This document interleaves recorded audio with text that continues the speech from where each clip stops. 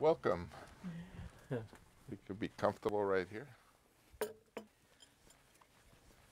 So this is a project, a new project. I see this script's called Apocalypse Now, and I wanted to interest you to come to the jungle of the Philippines. We're just going to be there a few months, though. But welcome, Mark. It's so good to see you. And, I'm delighted. Have It's you great back to see in the you. very studio here where we did, you know, those beautiful narrations that you did. Remember Michael Hare, the Vietnam correspondents, and that they were beautifully written and beautifully read. And we did them right here in this very studio. I remember one occasion where a veteran came in in the dark. Rexer. That was a friend of Milia's, who was the real, he was the real guy. Who strangled people in the night. Oh, jeez. And he wanted to make sure that I got a real feel for it. So he put an object in my hand and left the studio. Right? I looked down, it was a loaded .45. I'm not sure if he wanted me to use it on myself or me. Or you. But I remember that in this room. We did about 5 or 6 different. We did different sessions, and now it's many years since we worked on this film together. It's what is it, 2010, if you can believe it. And I guess that's now, the movie is over 30 some odd years ago that we went on this adventure. When I first met you to talk about the casting of the part, I was very disappointed because you were saying, well, you got to do this other movie, and we were going to start, and it was kind of either or. But, you know, I remember that because I had seen you in I think it was The Incident, which... That was my first movie. Was that your first movie? Yeah. But I thought Larry Pierce directed. I thought that was riveting performance, and then, of course, I really sort of had my mind set on you doing the part, and you said, I can't, and unless you can delay a couple of months, I have to go to Rome. And then we looked at the situation, and I remember my colleague, another wonderful actor, and my colleague Fred Roos was very high on the idea of Harvey doing it, and Harvey certainly, you know, admired his work. I didn't feel 100% that he was right for that part, because Harvey's a very exciting, talented improvisational actor, but the character of Willard was more of a witness of the thing. You know, he had to be able to just look at these things and not be all the time active. But at any rate, certainly Harvey was capable of whatever was necessary. But we went off when we started the picture, and then what news did you hear about all of a sudden the part was possible again? Were you in Italy when? Yeah, I got a call in the middle of the night from Fred Roos asking me when I would be free, and a few days later you called me to meet up with you in L.A. And I don't know if I ever told you why I was delayed at LAX and meeting you in the lounge at the Philippines. We met right at the airport? Yeah, we did, but we only met for about 20 minutes, and you had scheduled like a couple of hours there while you were waiting for the plane. Oh, to fly out? Yeah, you were going back to Manila. And I had just come in from Rome. But what happened was, as I said, I don't know if I ever told you this, but Janet asked me to take all of the children's winter clothes home with me. So when I was coming through customs in New York, or in Los Angeles, they thought I was, hustling for a haberdashery. They said, what are you doing with all these clothes? You're alone. I said, they're my kids. Where are the kids? I said, they're in Rome. Well, what are you doing with all these? I said, well, I was so frustrated. And I thought, he's going to leave without me. And finally, I got through. They let me keep the stuff. And I got through. And I think Fred Roos was waiting for me and took me up straight away to meet you in the lounge. And I think we had like 20 minutes. And you didn't say one way or another. You just asked me how are things going. And I didn't say, oh, come and do it, or I just not at that point. Chatted with you. Yeah, I we guess. just talked for a little while. And again, you wanted to know when I was free. I said, I'm finished after Easter. And you said, well, Fred's going to get you a script. I said, okay, fine. So he did. That was Was that Friday the first night. time you had read the script? Because even though earlier we talked about it and you couldn't do it. I never read it, no. May I ask what your impression was? I mean, because the script changed a lot. Yeah, it did. What was your first impression? Well, I'd heard about Harvey, and the thing, it really surprised me that he was not involved anymore because he was a real Marine. You know? I know. And a very He tells me tough that every guy. time I see him. And I hadn't known him, but I knew him by reputation, and I thought he was terrific. And I thought, wow, he's really The real right thing. for this part. He can do all this stuff. I didn't know which end of a rifle, was right. I didn't know anything. I'd never served. And he had 4 years in the Marines, so I thought he really had a leg up besides being a good actor. And so I was really stunned. And then when I read the script, I thought, I better learn to swim. Oh, you couldn't swim? I never told you this, but that's why when I first came on the boat, I asked about the life preservers. You remember? I said, there are no life preservers on this boat. So you never would go swimming when you were a kid? Really? I did, but I never really. You didn't feel no, I couldn't swim. confident. A little bit I could stay above water a little bit. But so you read the script. I was curious what I your read the first script, impression and I was. thought, I hope that if I got it, that I would be physically able to do it. Because Really? Yeah, because I was 36 at that time. Yeah, but you were always very wiry. I wasn't in bad shape, but I was you were- smoking too, I remember, and, yeah. Drinking. No, I didn't know you were drinking, or I didn't see you real ever drink. problem, I yeah. never saw you Yeah, drink. I had a real problem. Yeah. So. But you were physically very fit, and were you running like you? Yeah, I was running. Yeah, and so working so out. you were worried about whether you could handle some Yeah. of the just the GI. I mean Yeah, the army. physicality of it. I really was concerned, and I had a totally different take on the character. And I remember you and I having discussions about it because there was so much downtime on the set. Remember waiting to light things, and we would talk about the character, and I was so confused, and I really lacked. What a was sense what of, was I had your? no confidence in it. I didn't. Well, no, I you can know, appreciate. yeah, I But didn't what think I was could your do it. idea for the character, and that was maybe different from what ultimately? No, I thought he was a real gung ho soldier, and it took a while for me to understand that he was the eye that you were looking through, so that he was more passive, and I was looking for. You remember when I first came on the set and I chose the red beret? I didn't have a clue. I had forgotten that. Yeah, I didn't have a clue, and somebody said, "No, that's not going to work here." I said, "Oh, really? Why?" I didn't have a clue. So, well, then when you were told, how long did we say you were going to stay in the Philippines? 4 months. The first sequences was Kilgore, and was it the napalm? What was the first stuff you really did? Your first It was day? the landing at When Kilgore. Villar. Yeah, the Kilgore thing. You'd already shot all the action stuff, and we were doing the ground stuff, as I recall. I remember you really fell or hurt, and Yeah, you cut cut my- your cheek, and like a schmuck, I say, well, let's use it. Yeah, we put a Band-Aid on it. It's in some of the footage. Yeah, well, it's it's in continuity, but the idea, I said, what happens when a GI would hurt himself like that? And they said, well, they would put something and have a bandage. I said, I never saw in my life a GI with a bandage. Let's have a bandage. But it became a pain in the neck, whether it was the bandage on or off. But, I was in the mood of like, oh, let's use everything that happens. Yeah. So the first stuff you shot was with Bobby Duvall, maybe. Yes, and I remember I roomed with him in a little house. The company had rented all these houses, and we shared a bathroom.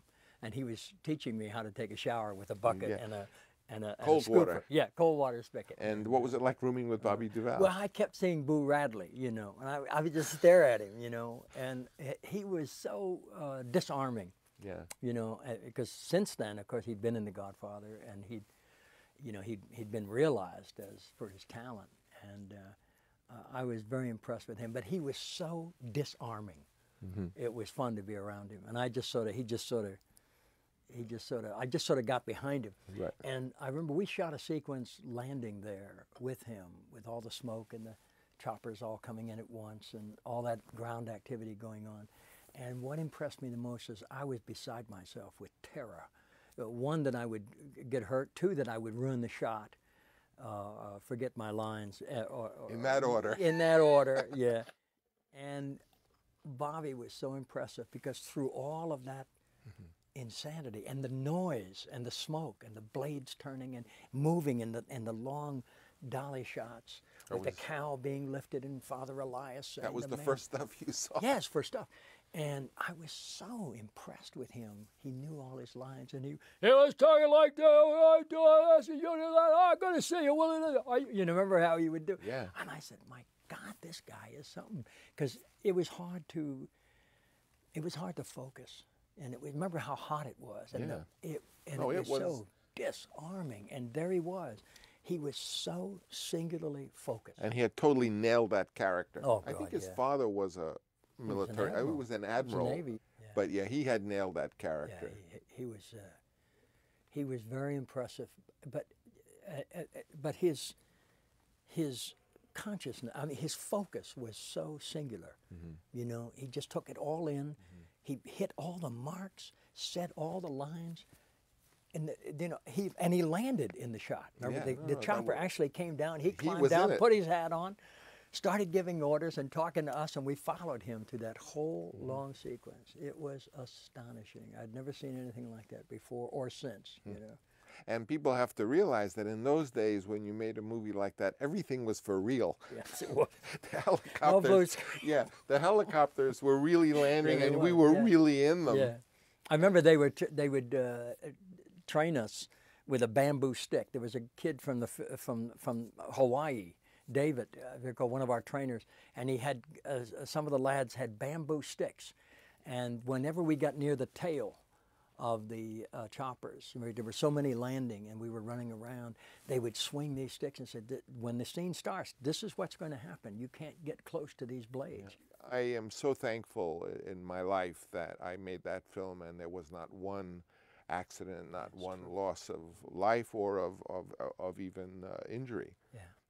So that phone call, probably when you called your wife after the first couple of days, what did you say to her? I was in a hotel in Manila at that time because we were going to and fro every day. We weren't living anywhere at that time yet. And she said, well, tell me what it's like. I said, it's very hot. And we're going to be moving up to this little community called Balar and staying there for a while. So if you could get here, we'll bunk up there. And when she said, well, what was the movie like? What did you say? No, I told her, I said, I haven't been on the boat yet.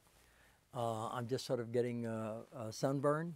You told us all to get as tanned as we could, so I was spending a lot of time in the sun and just trying to acclimate. And I guess the hardest thing was the heat. I'd never been in a jungle situation before. I didn't realize how that just sapped your energy. But once you got used to it, though, you remember how great we all looked and how thin we were. Yeah. So, I wish. Yeah, we'll have to go back. Yeah. But and then she did. She came about a week later. We went up to Balar, and we lived in that house with Bobby and some of the other guys. And I have to say, after whatever it was, 200 days there, that the Philippine people were always very sweet, and you know, what I took back from that trip was a fondness for the Philippines and the Philippine people, because they're very gentle. I mean, they're complicated people like everyone, but they were very kind to me, and I don't have any no feelings I can think in the whole year and a half, 2 years of anything but a positive affection for them. But what was your impression of the cast? Well, what were there, 5 guys? Yeah, the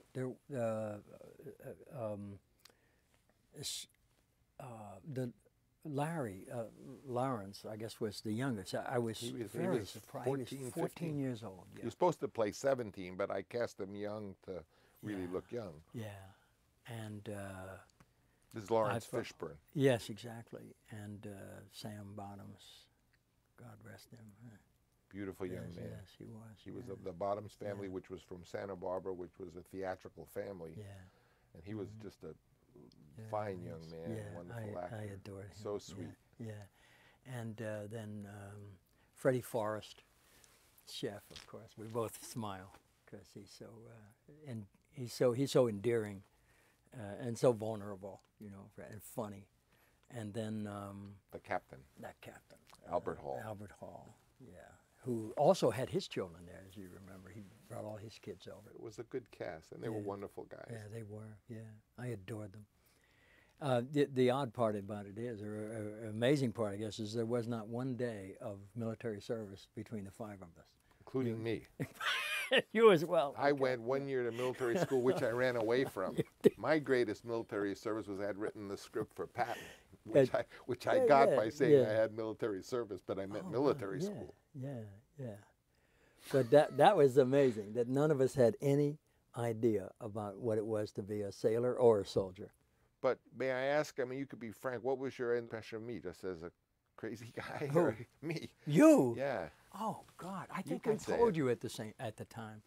I think like every actor in the world at that time, and most of us still now, you were very intimidating. Really? Oh, God, yeah. You remember I came up, I think you were almost the same age. So as a boy, you know, Edo Kazan was the epitome of directors, for actors particularly. I mean, well, the greatest acting in movies, you have to say, consistently was Kazan. Yeah, exactly, until Coppola. And so here I was suddenly thrust into your company, and it was very intimidating. I can't begin to tell you. Are we the same age? What year were you born? 40. Oh, so I'm a year older. 39, yeah, okay, yeah. But that was the sense that, I mean, I'm not the only one. I mean, we talked about it. All the lads on the boat talked about it endlessly. How, I mean, you were disarming. You never treated us anything but wonderfully as actors, and you were a fellow journeyman with us on this. You were with us through the whole thing, all the difficulties, the journey, every part of it. If we were suffering, you were suffering. If you were free, we were free. But the image that I mean, you had The Godfather 1 and 2 and so forth. It was very, very impressive for all of us. You know, we were just, I think I mentioned to you at the time that this must have been what it was like to work with Kazan when we were kids, you know, that this was the ideal. Well, I think what I learned from Kazan and what I tried to do, inspired by him, was to try to set the situation as much to the actor's advantage as I knew how to use what I knew about the actor personally to try to, you know, help by providing the props, the situations, even in some cases, the little trickery, you know, where you try to get the actor to be surprised, but whatever you can do to give the actor the ingredients that then they can naturally feed on, because this was Kazan's, I mean, he would do interesting things to actors. He was famous for to get them to be real in their. Did you know him? I did know him. I had the pleasure of knowing him, but no, as a director, I just wanted to this day, I mean, try to you know, the actors, you just try to put them in make everything available to them, and then they can choose what's helpful to them, and you try to help them, prompt them to find themselves, because usually when you're starting a movie, all actors don't know what the hell they should do. Didn't have a clue. You had discovered who you were, I remember, in that tough, I don't know when it was, but I know that tough scene when you broke the mirror. Oh yeah, near the opening, And it had been a dream of mine, and I was dreaming, I said, you know, and I had this dream, I said, you know, Marty, I thought you were so handsome. I said, but if you scratch the surface, Martin's, in the dream, Martin's vain. Yeah, extremely. And he doesn't want to admit it. No, because he's a good guy, you know? I still don't. So I said, if you, in the dream, if you put him in front of a mirror and then taunt him on the fact that how handsome he is and how vain he is and how good he looks, that you'll get to another level of him. And it was just a dream. I mean, so I did it. I put you in front of a mirror and I said, oh yeah, I forget what I was telling you, but I was telling you, oh, how handsome you are. Look at that. Look at how great you look. And then you got so emotional about this that you punched yourself. I didn't know you were going to do that. I didn't either. No. But something did seemed as if something cracked and we were at another level. That then that was the guy. That's who he was. And then when you're walking around looking at tigers or this or that. You know, once you have who you are, then you just are, you have become the character. And I remember you got the footage back from Rome on that sequence, and you asked me to look at it. And I kept putting you off and putting you off. And finally you said, I have to send it back now. This is your last chance. I want you to see it. And I said, with all due respect, I cannot see myself like that.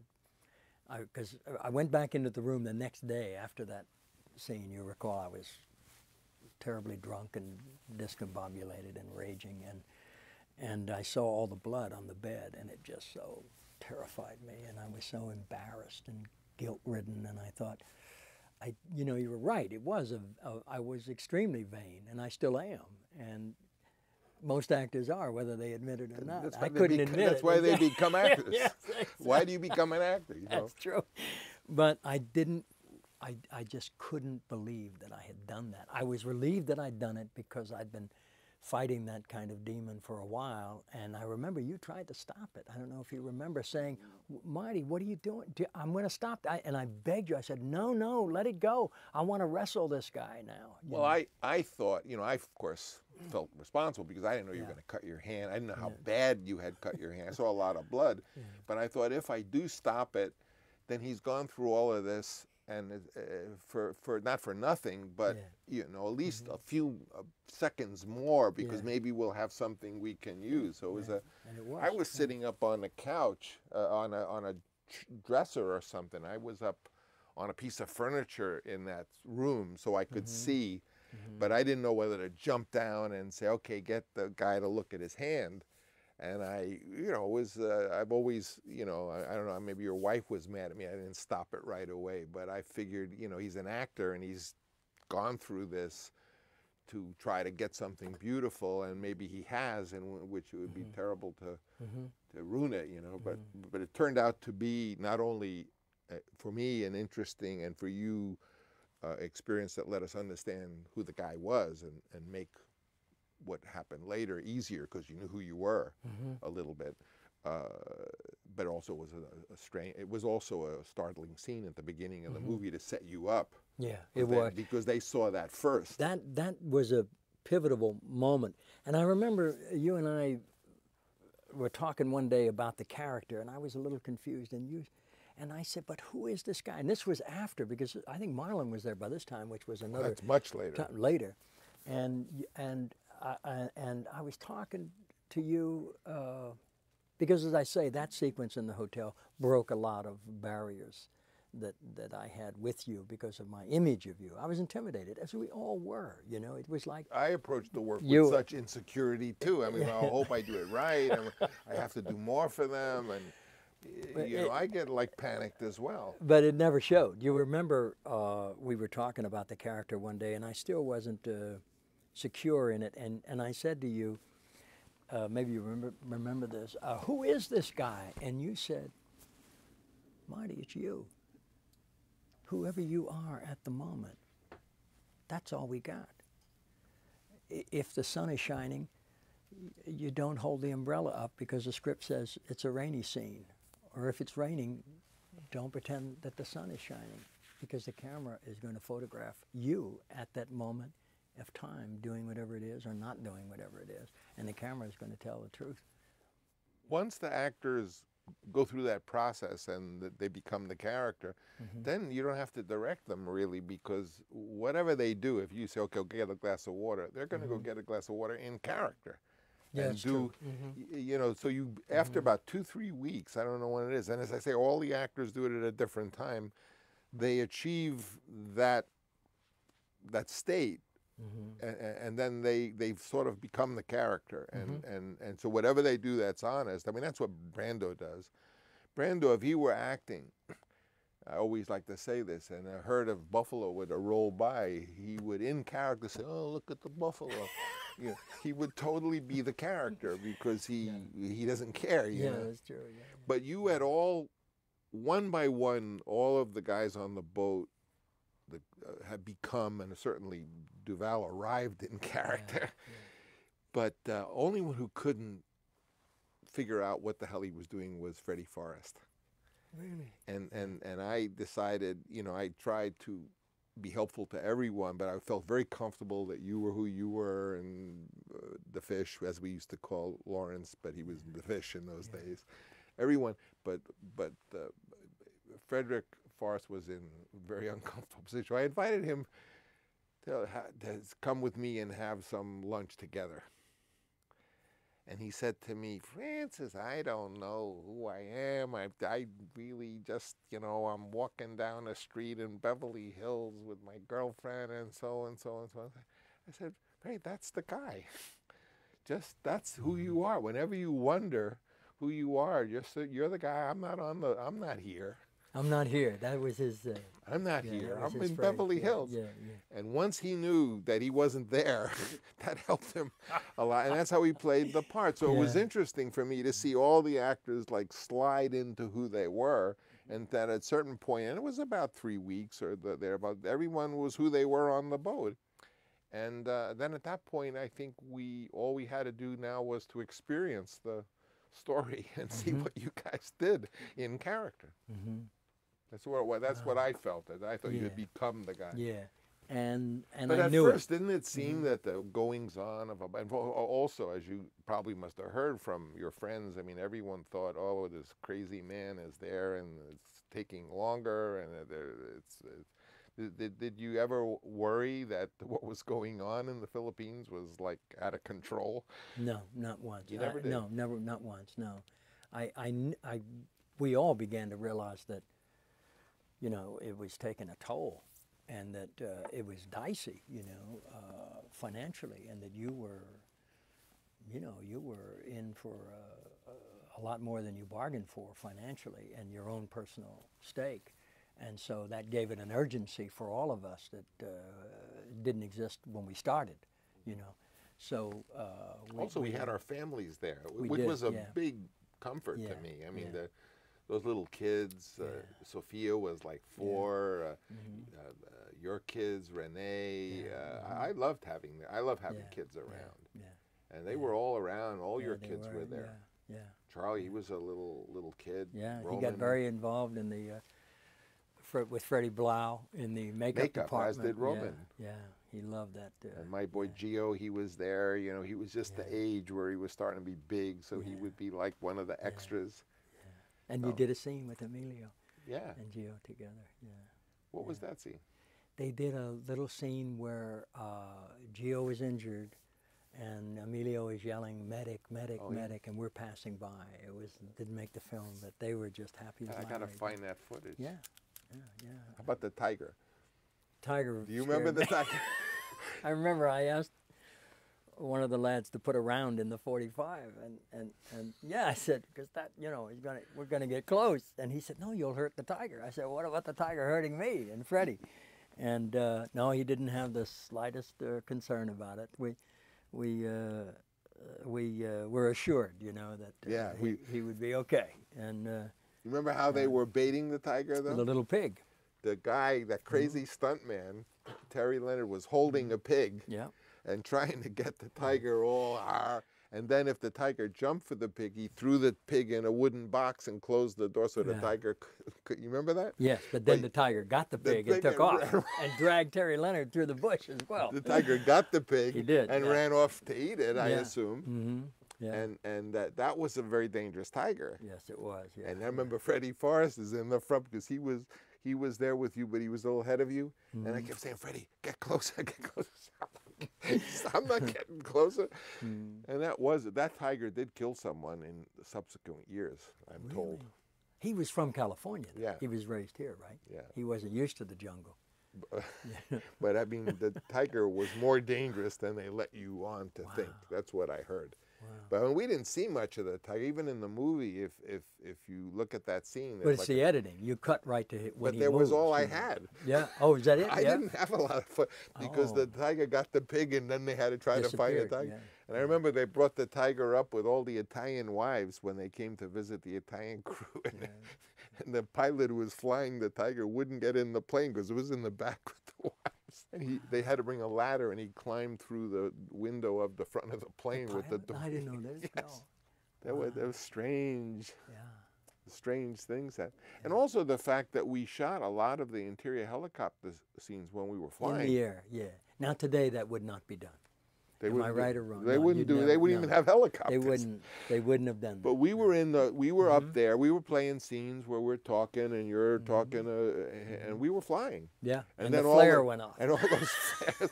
I mean, we did some very dangerous things as I think back on it. Yeah. Wow. So when the typhoon hit and we were in that, did you go home? Well, we waited it out. We were, as I said, I think you were with the company in Alongapo, and we were in a little community, I guess about 40 or 50 miles away, and we had no communication. There were rumors that you guys had been swept away, and rumors that we'd been swept away, and there was no communication. Right. There was no communication. Nothing. We didn't know what happened to the other Nobody part of knew. the group. And Bill Graham was with us. And That must have been. Oh, and that was a trip. Oh, I adored forgot. him. Yeah, he was a wonderful character. adored him. Good actor, too. Yes, he was. And, What I had acted was- with him over in New York years When before. he was starting, Yeah. Bill Graham always wanted to go to the Oscar. And he Really? said to me, he says, Francis, he says, I would love to go to the Oscar. Could you get it so I could go? So we were going to go to the Oscars, and I had to give the award. Ultimately, it went to Michael Cimino for Deer Hunter. So I'm sitting next to Bill Graham. We're in our tuxedos, and my wife and kids are off in the B seats because they give you 2-seat when you're a presenter. So I'm sitting next to Bill Graham, getting ready to go do my bit, and he's eating a cookie. He's got a bag of cookies. Me, like if there's food, I say, give me one, and I take the cookie and I eat the cookies. Francis, no. And I said, why not? He says, well, never mind. Oh, no. Yeah. Oh, So now I my. go down Oh, to dear. the thing. They come and get me, and I'm giving the award. I'm with Ali McGraw, and we're about to read the element. And she says, "Oh, the director is the most important thing." Blah blah blah blah. And I'm supposed to say my lines, and then I just get this inspiration. I turn to the audience, and I say, "I just want to tell everyone first that we're on the eve of the most wonderful transition in the movie business. Things are going to be possible in a few years that will, and above all, although we'll be able to do all these new techniques, but it was all Bill Graham's cookie, which I didn't really know was in the cookie." Is this the first time you've revealed it? I've told people, but that's what really happened. Yeah. Bill Graham, wow. what a fabulous character. And what was Bill like during the typhoon? So funny. He wore a watch that had California time and I think Europe or something. But this is before computers or cell phones or anything. And so we moved out of the hotel and took rooms with this family in this house, like we did in Villar. And we invited him because there was another room. He was going crazy at the hotel. We said, move over here with us. So we got him a room. And Janet bought him a little telephone, a toy telephone, and he would walk around all day. Hello, Los Angeles. Yeah, what's going on over there? Listen, well, it's He was so funny. He It was a great running, guy. he was a running commentary on everything, and so funny. And he was already delayed. He was supposed to have finished filming. Yeah, I think what people should understand is that a lot of people came to do whatever we're doing. They were going to go back in 2 days, and then this storm happened, and nobody could go anywhere. So we were all there for another month. I remember, and you were there. We were shooting something, and I said, "Let's shoot during the typhoon." And we were. You remember that the whole set had been blown away. And we were in there. Well, you were too. Remember the still photographer, Josh Wiener, and we were digging and trying to shoot. We did shoot, in fact. That was that sequence that only got put in the long version where the Playboy bunnies were all in the tents. Oh, yeah. You remember we were trying to, when you were bargaining the barrels of fuel for the girls, you remember how we were trying to, ourselves, the cast, rebuild the set because of rain. That wasn't fake rain in that scene. No. The mud was about. Yeah. But do you remember that we were, for a while, that I was saying, let's shoot anyway? And that was the sequence where the boy came through with a little puppy. Yeah. Kept walking through the shot. Yeah. Yes, But yes, that was all when everyone said, okay, this is a typhoon, let's get out of here. Yeah. And I said, no, let's shoot. Yeah, And we did shoot. And we we shot did, that sequence. Yeah. And we were all trying to save the set and put the tent back up. No. That's what but then I finally said, well, this is bigger than I am. I'm, because it was always my idea to, whatever happens, to just shoot with it, because then you'll get something maybe extraordinary. You know, you never know. And as you say, a lot of times we were stranded and didn't even know what had happened to you. Didn't have a clue. I remember once Bill Graham was at some house where I was living, and the water was now coming up. And Bill Graham and my two kids are all playing cards. And the lights had gone out. The power, I had been listening to Madame Butterfly, I remember on the record, and all the power went out. And I come in there and I walk in this surreal situation. My kids playing cards with Bill Graham, and the water is, they're just in the water. Water is 2 feet in the ground because no point. You couldn't get out of it. And then all of a sudden the power came on and Madame Butterfly started to play. I mean, there were so many surreal situations in aside from the making of the film. But at that point, the making of the film and the living there, working on the film had become one and the same thing, you know. Do you remember Vittorio Stororo's first glimpse of Bill Graham was at a supper we were all invited to with all the Italian families. The whole crew were there, and you and your family and me and Janet, and we were all sitting at this very long table at one of the crew's house, because the supper used to move around. Yeah, and it was always great because the Italians would cook. Yes, and Vittorio Stororo said to me, Martin, who is this man in here?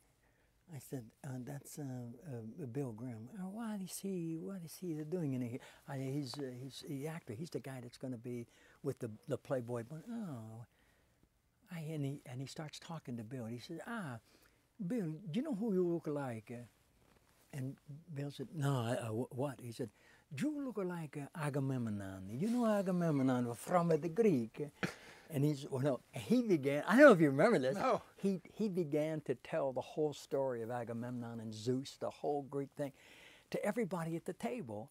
He would do it in English for us, and then he would do it in Italian for all the Italians. And he thought Bill should be Agamemnon. He was not Agamemnon. a bad idea. He loved his mug. Yeah. You know, he would always wear pressed shirts. He always looked like a prince. He always looked. He would fall in the mud. He would get up. He would still look clean. It was fine. And there was so much downtime. We would be sitting around, and there was more than one sequence that we would shoot in the sun, and then it would rain. So you'd shoot it in the rain, and we'd wait for the rain. It wouldn't. The sun would come, and so we had every sequence practically. But rain and or not. And snow. That would be another release for the film. Yeah, you know? we This have is the rainy version. version. No, we have the sunny version. And one day, we were all lounging around on the boat, just waiting for one. And Vittorio had his little thing, and he's looking at the sky, and he looks down at me, and he walks by, and he says, Martin, the violence, I want to like. I said, well, the violence is not well. He was talking about the violence of the war and what we were doing, and it was like troubling to him, you know. Yeah, no. And it just came out in that little, the violence is not well, you know.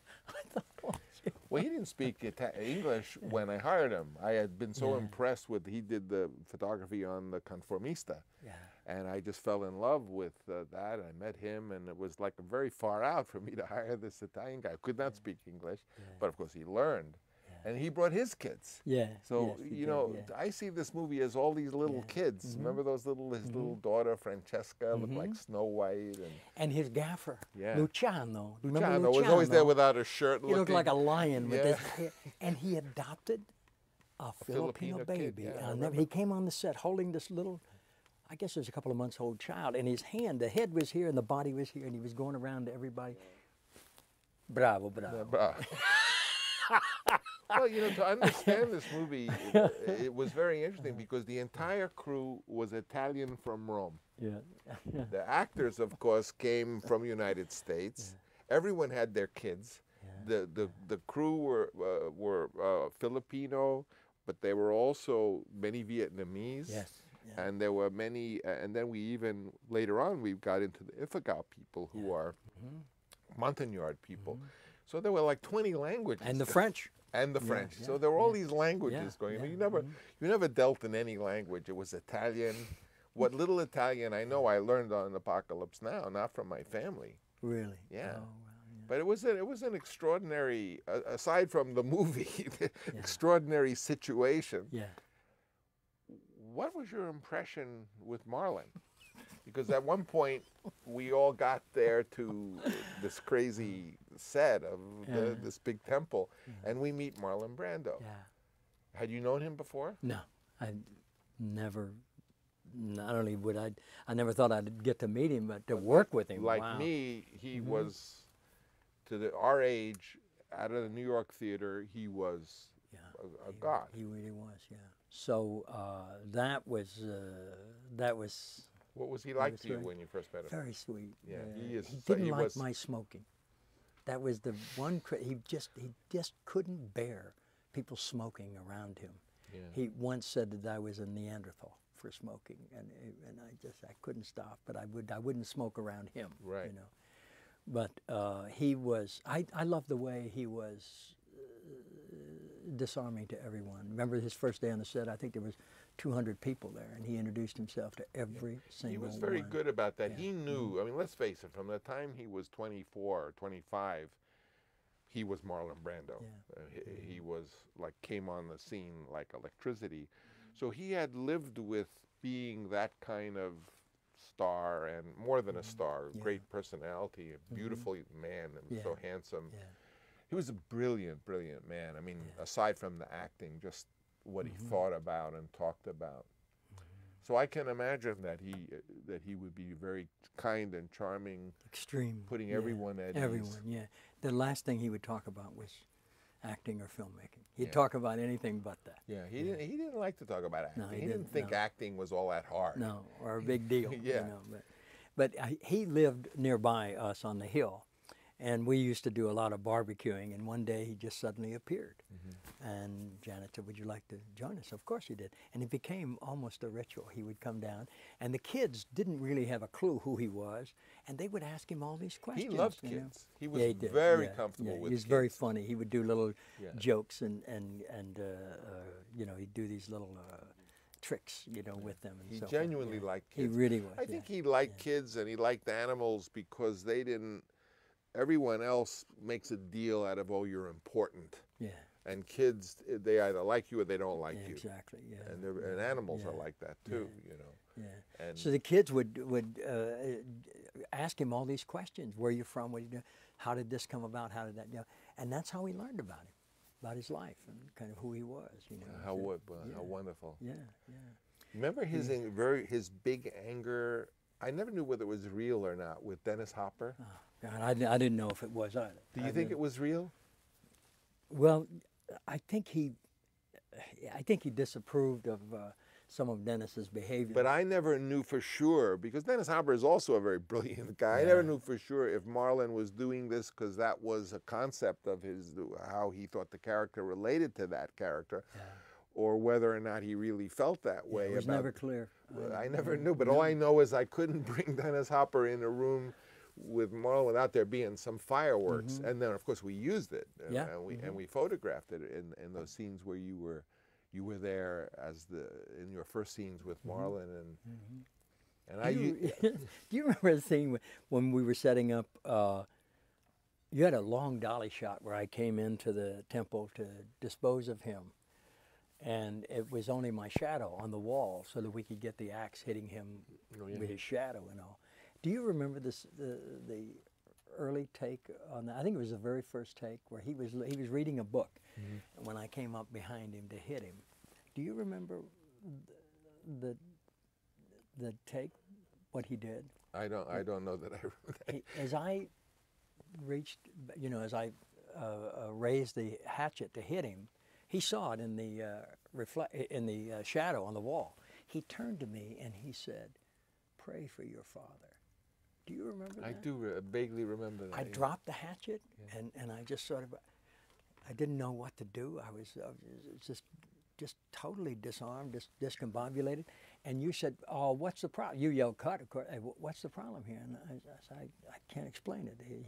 But it was just extraordinary. Well, interaction with Marlon was a real adventure because and again, where the movie ended and the life began, being with him, with the things he would talk about. Do you remember when he came? He was supposed to be there for 3 weeks, and the whole first week.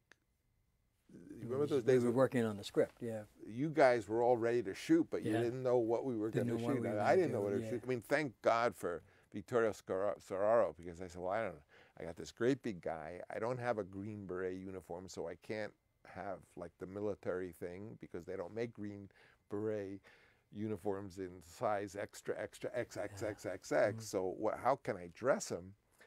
And then I just had this idea, well, if I shoot him in black with the bald head, he'll look like a big guy because he had big shoulders. Then I'll get Pete Cooper, who was 6'7", who was our boat guide, and we'll portray Kurtz as a giant, which is sort of what we tried to do.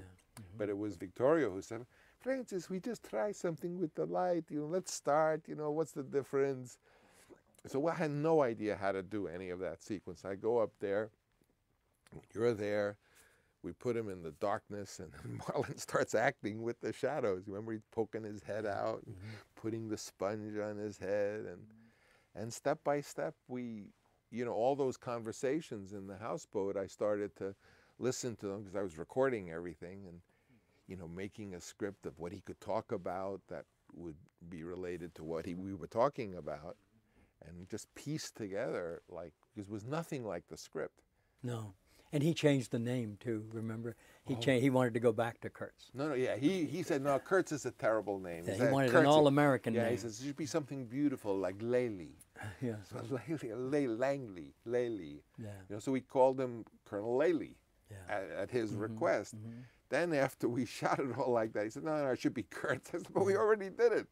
If you look in the movie and you'll see, he says Kurtz, he's really saying Lely. No, I didn't see it, no. Well, you don't see it. I mean, movies are very forgiving. Yeah.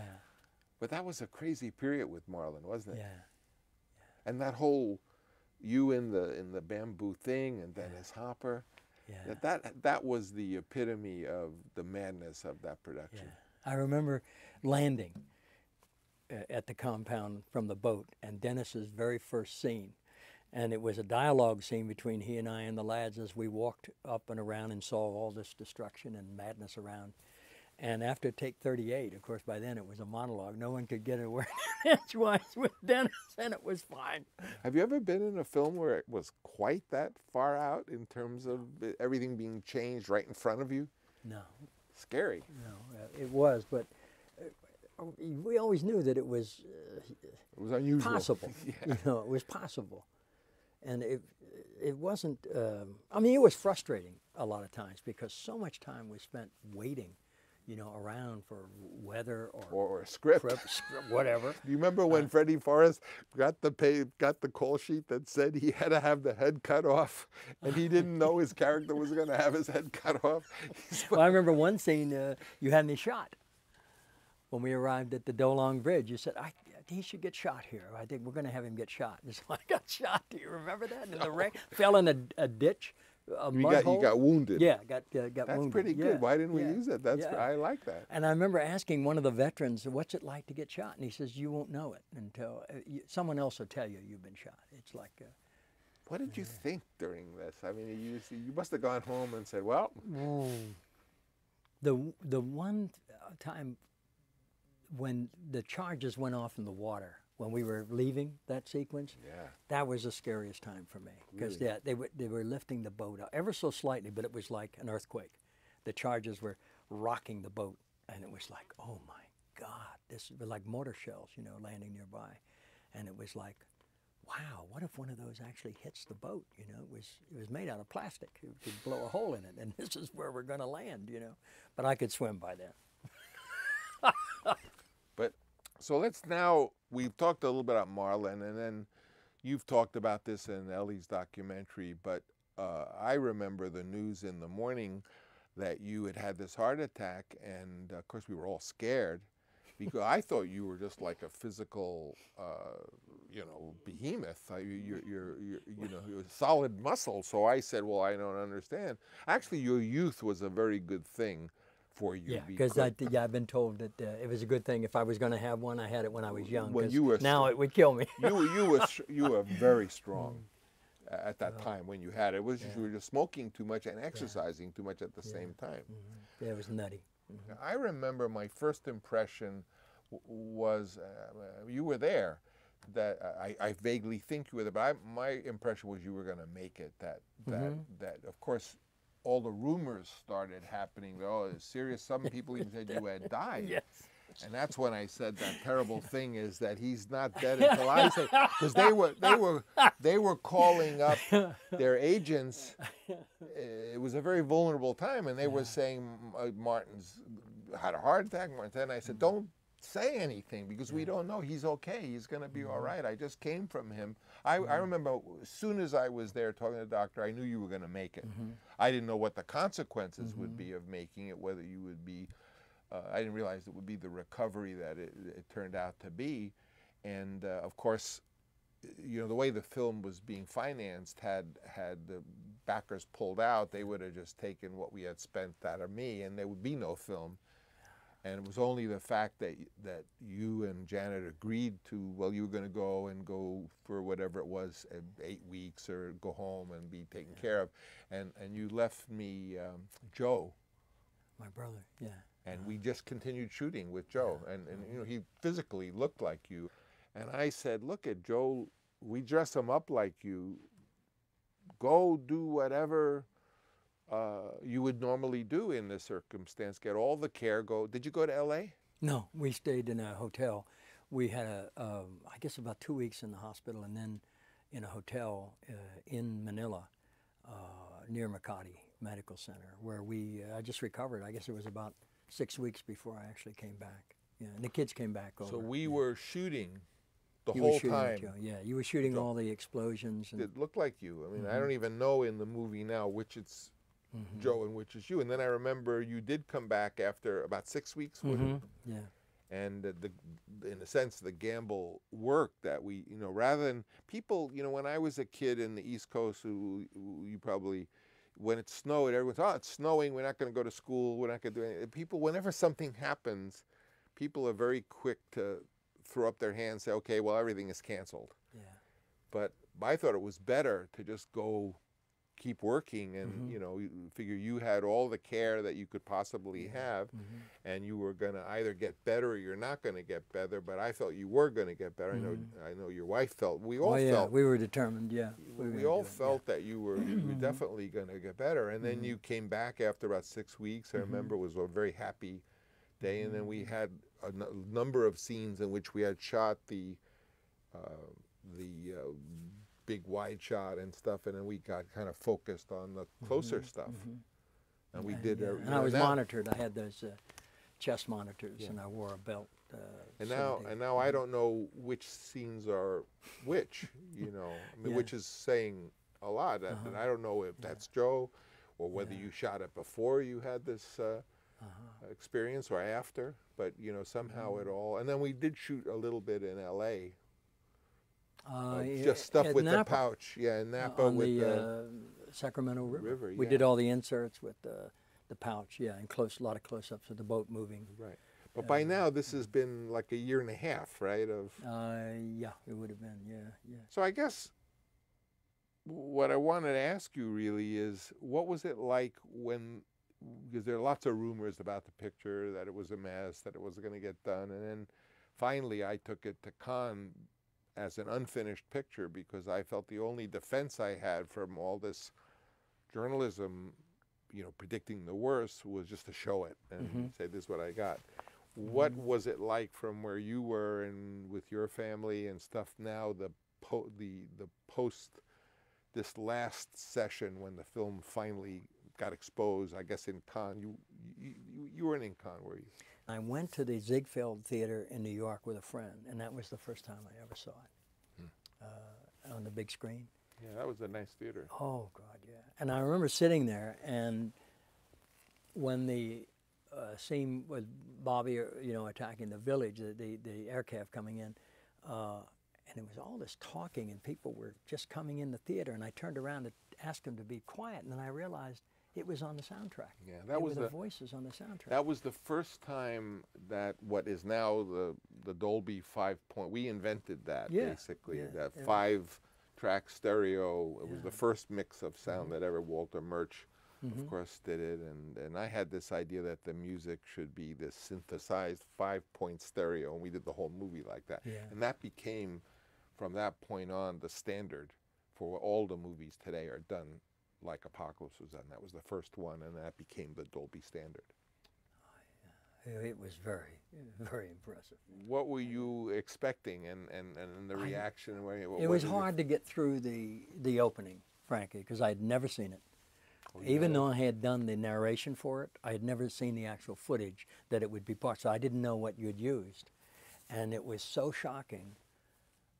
And my friend said to me, as we were watching it, how does it feel to watch that? And I said, well, that's not who I am. That's who I was at that moment, and it's okay. Because I was seeing somebody that made the film, and I wasn't that same person now, so it was okay. And I think you've heard me say in interviews since then that if anybody would have told me coming in, you know, okay, we're going to do this film, we're going to be in the Philippines for maybe 15 months, you might have some problems here and there, what do you say? I said, no, thanks very much, I'll pass. But I've learned since then that I have not the slightest regret, because I never would have known myself the way that I've been privileged to know, and to accept the responsibility for who I am, what I did, and to go on. It was a landmark in my life, and that scene in particular revealed something to me about myself. You know, I still had an image of myself, and I was trying to project But you were willing during that scene, because you did it. Yeah, I mean, it broke me. I mean, it broke me in a good way. It was like it broke through my, as you say, my ego. You call it the vanity. It was my ego. It was like, yeah, I want to be handsome, and I want to be virile, and I want to be, you know, able to project this part. But the only thing that made all that possible was the brokenness, which came out by accident, basically, you know. Well, it was funny. It was truly a dream. I mean, I don't know a night before, but I had this very vivid dream that told me that. I don't know where that comes from. Yeah. You also revealed one day about a dream you had the night before. You were very disturbed because in the dream, the film was about to be released, and you hadn't had a chance to cut it yet. Yeah. Do you remember that? Those are a lot of anxiety. You know, one night I want to bring up something, and it's been such a pleasure to talk to you. But one night we were shooting at the Kurtz compound night, and we were doing some lighting, so there was a lot of time. And I was up in a big tower. I don't know if you remember this story. Throwing coconuts? No, I was up on a tower, with some tower, and I asked them to get you out of wherever you were and come up into the tower with me. And you came up the tower, and you sat up there with me. We were overlooking the whole thing. Do you remember that at all? Go on. Yeah, I was afraid of the height. Yeah, well, I didn't know that. Yeah. So you said, well, what is it? I was afraid of everything. So you got up way up this tower, and the two of us are in this little, I don't know, it was a tower part of the set, and we're looking out over this thing. And I remember this night very well, because it took a lot of courage of me to say this to you. And I said to you something to the effect of, you know, Marty, this thing we're working on, it's been crazy and everything, but I want you to know that I think that this thing that we've done is going to live for a long time and be a classic. To have confidence. Well, I don't know why I was telling you. It was just that I had this great realization that what we had done was sort of monumental in all of its craziness and weakness, but that in the end it would be looked on as something that, you know, we were both going to be associated with for all our lives, and when we're gone. Our lives are, I guess, forever entwined and just on that one experience. And so I've never had a chance to thank you publicly for it, but I'm extremely grateful to you. The change that it made in my life, personally and career-wise, has never, ever been the same. And so I want to thank you and your family and your wife for persevering so that we could get it through. It was several times it was almost a little dicey. It was very dicey, but thank you, and thank you, and thanks for coming and spending this very enjoyable time sitting around talking to you and reminiscing. Thank you, Marty. Hey, thanks for your wonderful performance. Thank you. Thank you very much. Thank you. Now we can order food.